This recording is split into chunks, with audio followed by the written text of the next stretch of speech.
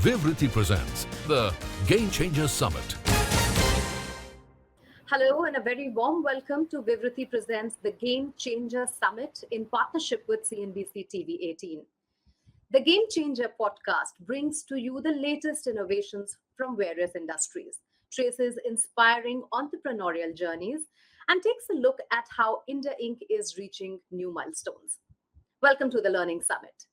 May I first invite Vineet Sukumar, MD and CEO of Vivriti Capital, to tell us more about Vivriti, the summit, and introduce us to the experts who will be talking to us on the theme, Powering India's Journey to Net Zero. Thanks, Mugdha, and a warm welcome to our listeners.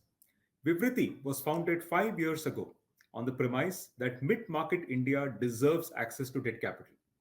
We support hundreds of mid-corporates through access to multiple debt products.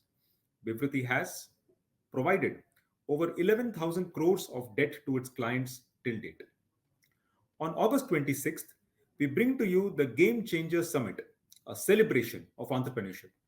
You will meet people who have changed the face of their domain, be it in business, technology, science, and sports. As a run-up to this event, our podcast series, powered by CNBC TV18, delves into specific sectors that are critical to India's growth, resilience, and self-reliance. Today, you will meet two remarkable entrepreneurs who have taken on the mantle to drive India to net zero emissions. You will meet Lieutenant Colonel Monish Ahuja, retired from the Army, an engineering and science graduate with a postgraduate education in nuclear technology, who started Punjab Renewable's energy systems in 2011 to drive the adoption of biomass fuel in India and create a biomass to energy supply chain from rural India to industries. You will also meet Saifuddin Dorajiwala, an engineer and MBA with 2 decades of experience in clean energy and private equity, who started Fourth Partner Energy in 2010. Fourth Partner Energy sets up and maintains ground-mounted, rooftop, and open-access solar power plants. With this, I will hand it back to Mugdha to take the podcast forward. Thank you. Thank you, Mr. Sukumar. And now may I welcome to the podcast Lieutenant Colonel Monish Ahuja, Chairman and Managing Director, Punjab Renewable Energy Systems Private Limited. Welcome, Colonel Ahuja. Welcome to the Game Changer Summit. Thank you so much, Mugdha. Very heartiest greetings to all the viewers of this podcast and all the participants for this seminar. Colonel Ahuja, is the biomass energy something that you thought of getting into consciously because of some prior background, or was it purely a new venture for you? Take us through your entrepreneurial journey. By education, courtesy the Indian Army, I'm a postgraduate in nuclear technology. And as my family says, you're not making bombs, but you're collecting grass. So biomass happened to me. My late uncle got me to move out of the Indian Army, which I did in 2010, and joined the journey of biomass. And I took it on upon myself as an opportunity to work in the energy field because I formerly studied nuclear technology energy. And thereafter, it is continuing to be one of the most challenging forms of energy to be used. However, when we look at climate change mitigation, when we look at problem statements, when we look at energy security, when we look at decentralized energy, bioenergy is the only one which fits to the T. It's something which, as utilization of energy, works across the spectrum of energy. This energy is not only electricity. This energy is bioenergy. So it's biofuels, it's gaseous biofuels, liquid biofuels, aviation fuel, ethanol, biodiesel, green hydrogen, all of it. So when you look at the energy basket, and our electricity energy basket is 18% in India, but the balance 82% of energy is cooking, transportation, aviation, shipping, railways, so on and so forth. And all of that can get kind of replaced or can get used from the bioenergy segment, and hence the relevance. If I were to ask you, what are the various problems that we are trying to resolve through this business, also the opportunities and the scales that we can expect, what would your opinion be? So again, thanks to Vivriti Capital for this opportunity. They are one of the supporters of the business of PRESPL. The problem statements of this business per se is the understanding of the business. PRESPL is one of the success stories which resonates across India, across the world.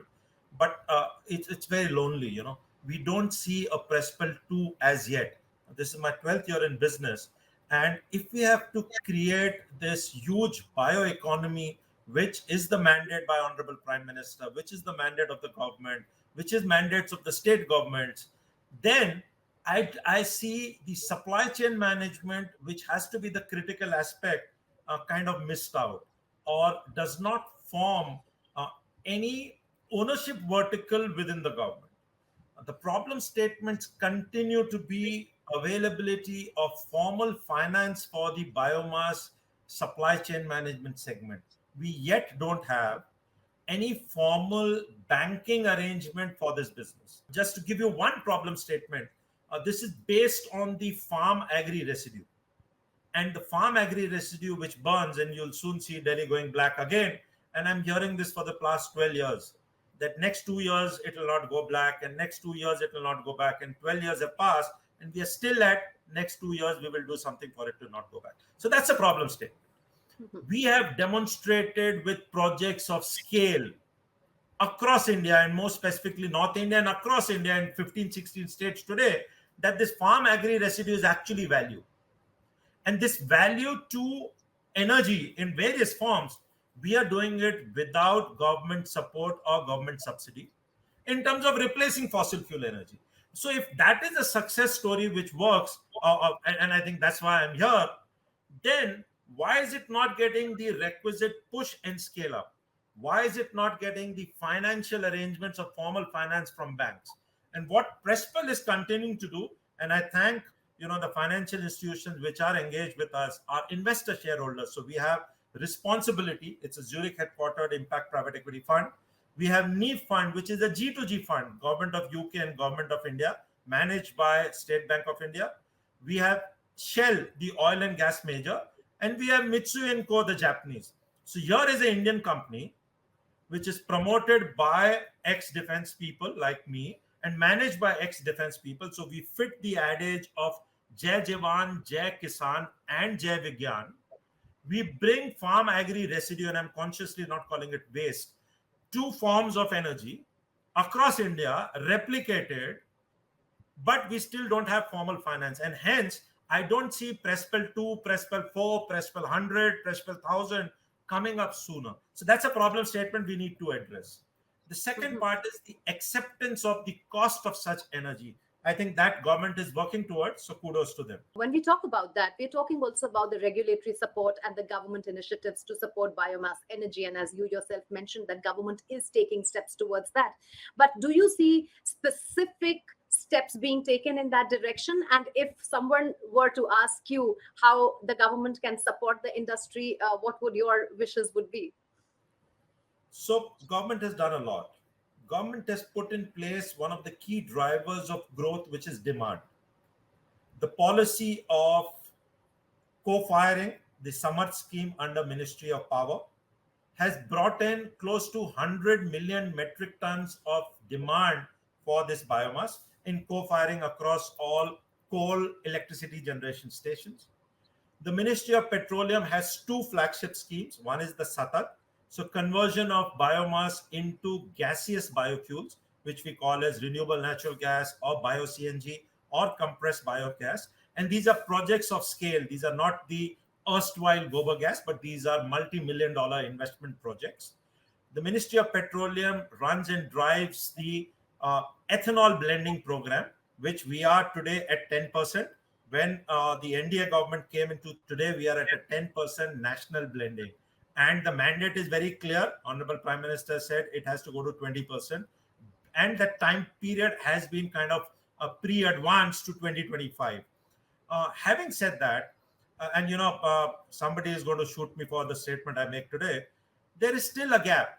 We have billions of dollars of projects which are coming up on the ground, but we yet don't have even one tender finalized for the feedstock supply chain management. And these projects are up for inauguration, and very soon, within the next fortnight or so, you will see a couple of them being inaugurated. What are they going to work on? So holistic development of ownership is lacking. So what I would like to see government is maybe the soonest have a biofuel bioeconomy ministry, if not a ministry, at least a department. Second part is that this has to be a mandate getting acknowledged as our climate change mitigation, which is not happening. For example, we generate energy today, not electricity, but in other forms of biofuels. However, as India as a country, we fail to report this. And why is it so? Steam is renewable, biofuel is renewable, and hence in our climate targets, we need to capture this. We are unfortunately only reporting the renewable electricity numbers as energy, but we need to start reporting energy numbers. So that's something I would like, again, government to see. And the third is enablers on the finance side for projects of the bioeconomy holistically. That's still missing. That needs to come. Colonel Ahuja, before I let you go, what are some of the global trends that you are seeing in this space that are exciting you and that you wish came to India sooner? So the global trend is PRESPL is a global company today with more than 85% of capital in PRESPL coming from global companies, a Shell, a Mitsui, government of UK, responsibility, which is Zurich headquartered. And it's a dichotomy. We are all Fauji's, we wear our flag every day, we are for the country, we are working in India, but the capital is all global. So the global trend of capital is recognizing a PRESPL in India, but unfortunately within India, we are missing the bus. The second part is this global trend is now asking us and guiding us to replicate this model across geographies, Africa, Europe, Southeast Asia, and we are actually being demanded to create this PRESPL model, which is successful in India across the world. PRESPL is the Mission Innovation Champion announced in Canada, Vancouver. I didn't even know of it. I got tagged one day on the tweet that we are this winner, and Government of India presented that. And having said that, so from a global perspective, here is something which is local, which is successful locally, and the global demand for this to now happen is clearly evident. And we have started. We have already forayed into looking at some projects in Africa. We are keenly evaluating the Southeast Asian market. And I guess a PRESPL story needs to move to the world. So it's an Indian-focused, Indian-promoted company, but we are going global. Thank you so much for this wonderful interaction, Colonel Ahuja, and all the insights. I wish you all the very best for the company's projects. Thank you so much, and hope that I see multiple more PRESPLs coming up, because that's something I would really want to happen. Jai Hind. May I now introduce you to our next expert on the subject, Saif Dhorajiwala, Founder Director at Fourth Partner Energy Private Limited. Take us through your entrepreneurial journey and why the interest in the sector. Well, the firm was founded by me and my co-founder Vivek way back in 2010, when renewable energy was relatively less known and a more exotic form of energy. But we both came from the financial services background, and we had made some investments in the conventional energy space, and figured that there are a lot of last mile challenges in India as far as electricity is concerned, and the West was quickly sort of adopting and accepting renewable energy as a mainstream form of energy, and we thought that this could be a good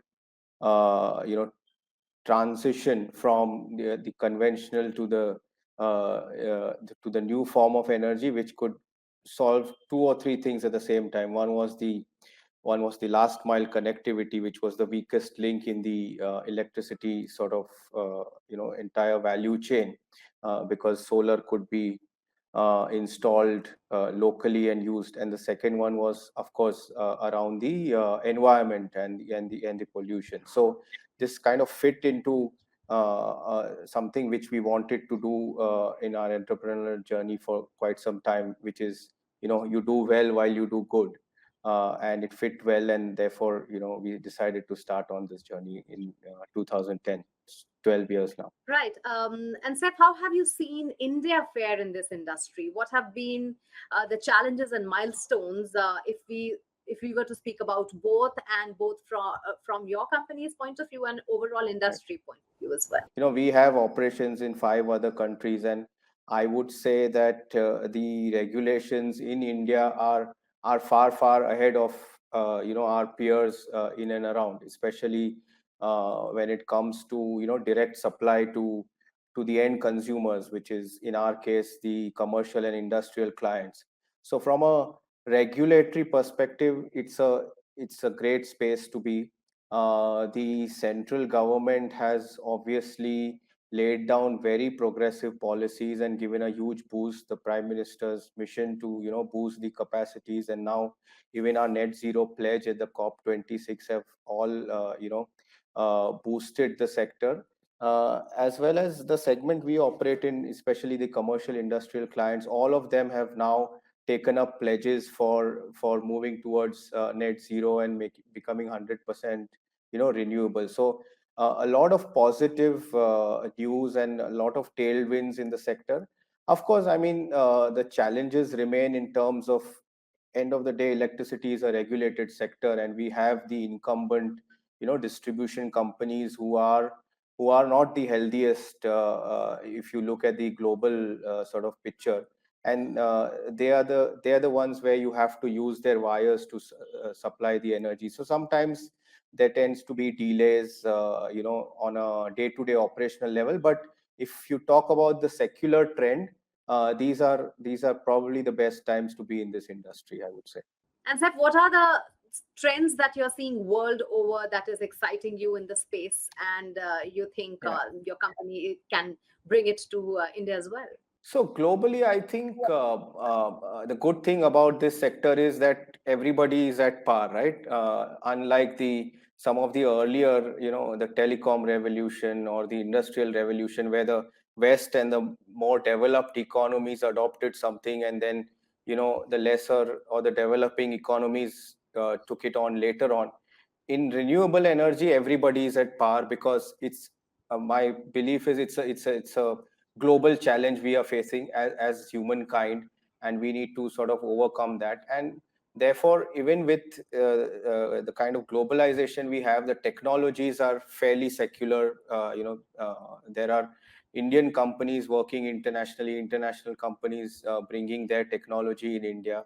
So I think from a hardware and technology perspective, we are all at par. It's sometimes it's just the regulations which need to sort of adopt and adapt to the local environment.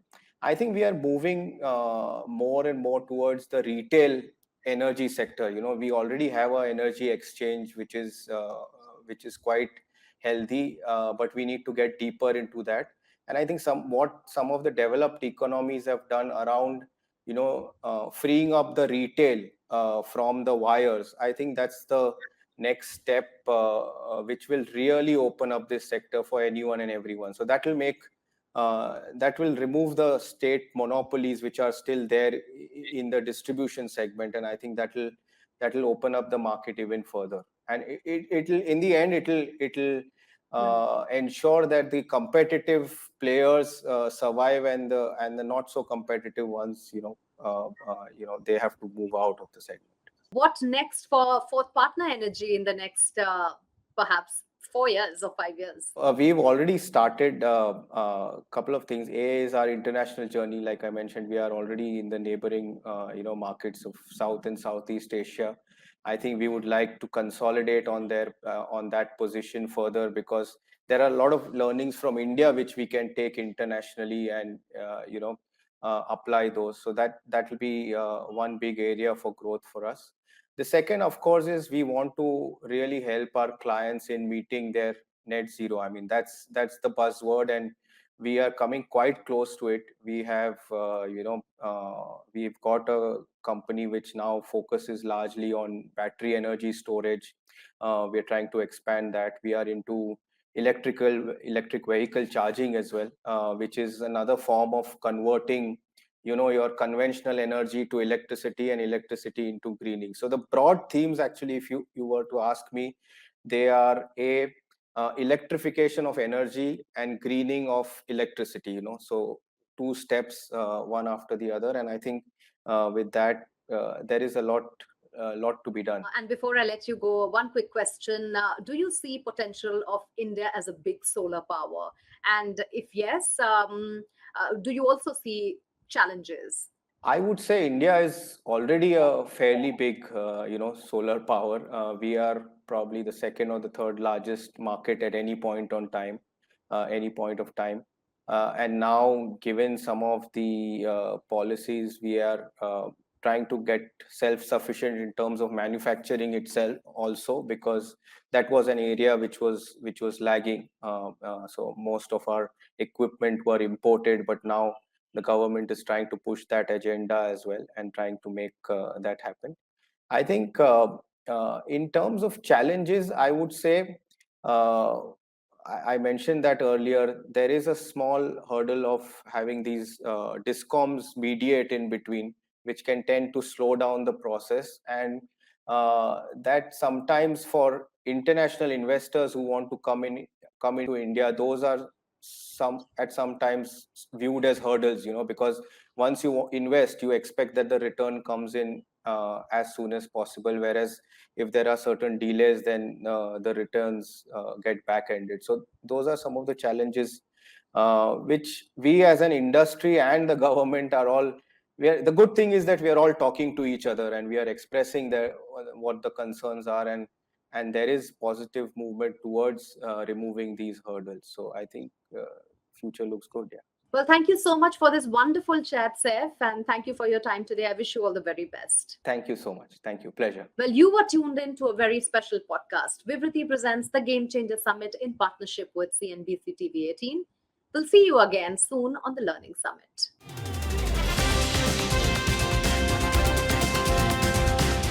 Vivriti presents the Game Changer Summit.